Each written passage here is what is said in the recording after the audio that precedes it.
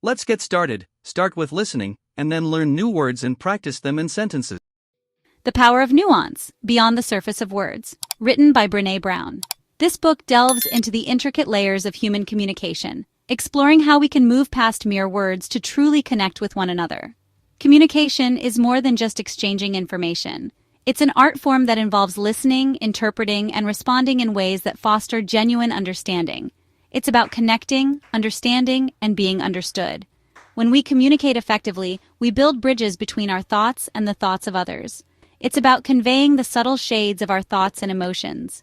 Every raised eyebrow, every slight smile, every pause carries meaning. This is where nuance comes in. Nuance is the delicate art of expressing the inexpressible, of adding depth to our words and actions. Nuance allows us to move beyond the limitations of simple words and delve into the richness of human experience. It helps us to convey the full spectrum of our feelings and thoughts. In the English language, mastering nuance is key to unlocking deeper levels of communication.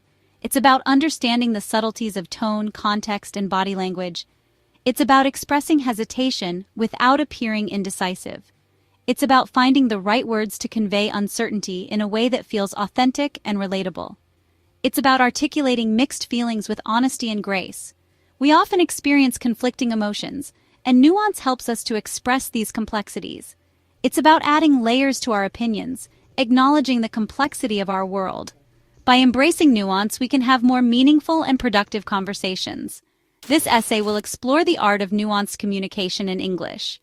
We'll look at how subtle differences in word choice, tone, and body language can change the meaning of our messages. We'll delve into practical techniques, explore real-world scenarios, and provide tips on how to develop your own nuanced communication skills. And discover how mastering nuance can enrich both our personal and professional lives. Whether in a business meeting or a casual chat with friends, nuance can make all the difference. By embracing the power of subtlety, we can forge stronger connections, navigate complex situations with ease, and build trust with those around us, and express ourselves with greater authenticity. Nuance is not just a skill, it's a way of being that allows us to communicate with depth, clarity, and compassion.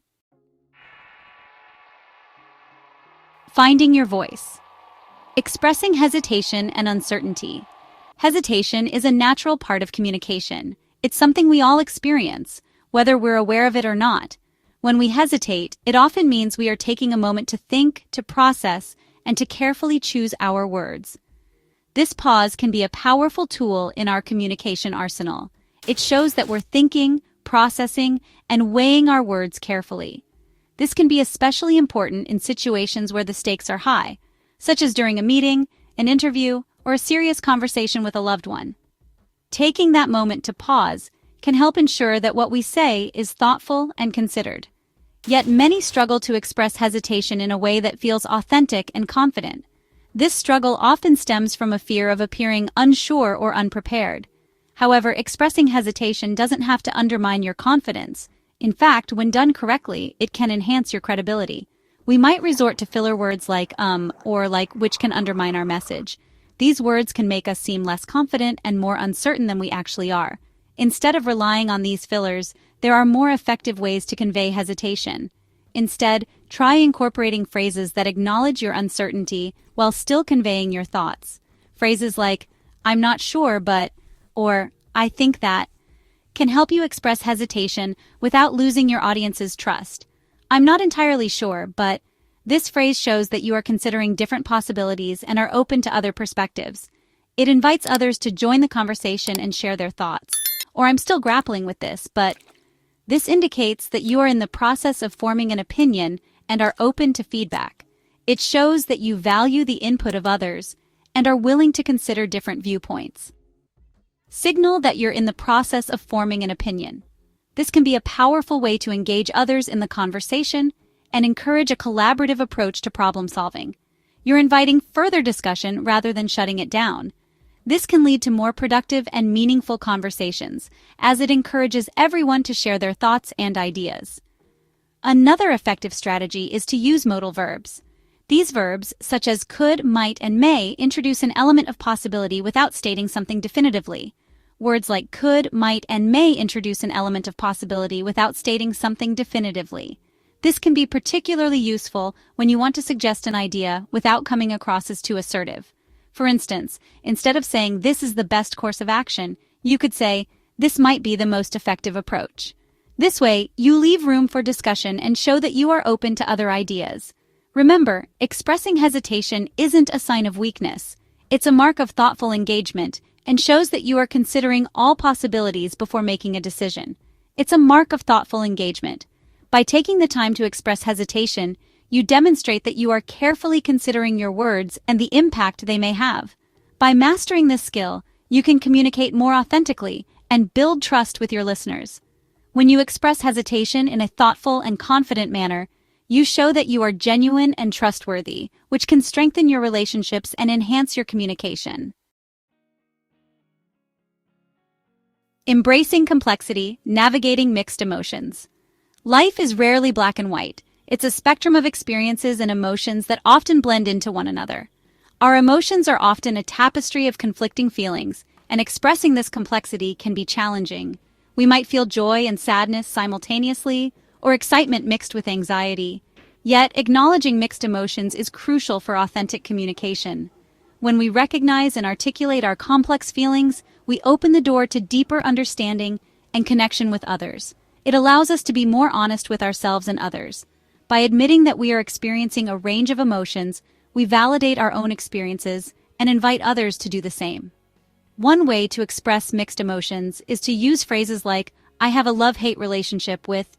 This acknowledges that you can feel both positive and negative emotions about the same situation, or "I'm feeling torn between."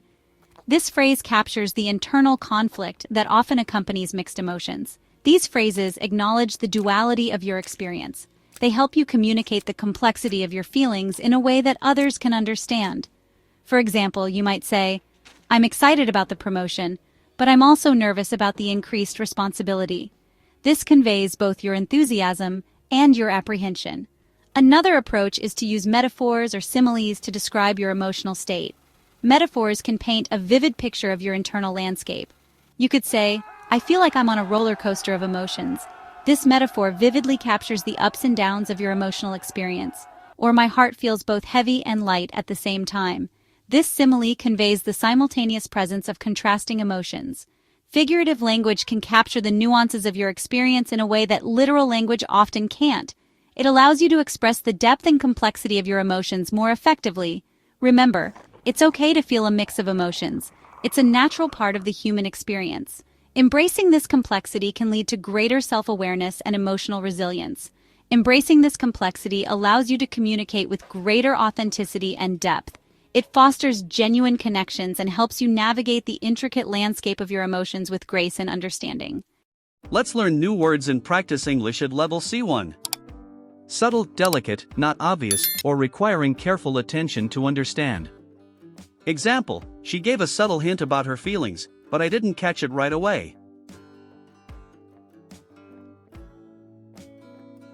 Diplomatic, tactful and careful not to offend others when expressing opinions. Example, in sensitive situations, it's important to be diplomatic and consider how your words might affect others. Veiled, something that is hidden or disguised, often used to describe indirect communication. Example, his veiled criticism made it difficult to know exactly what he was trying to say.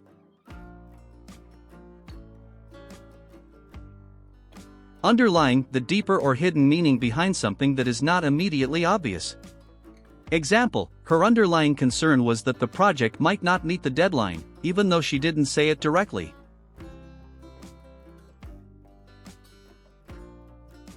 Ambivalent, having mixed feelings or being uncertain about something. Example, "I feel ambivalent about the proposal because, while I see its benefits, I'm not sure it's the right choice."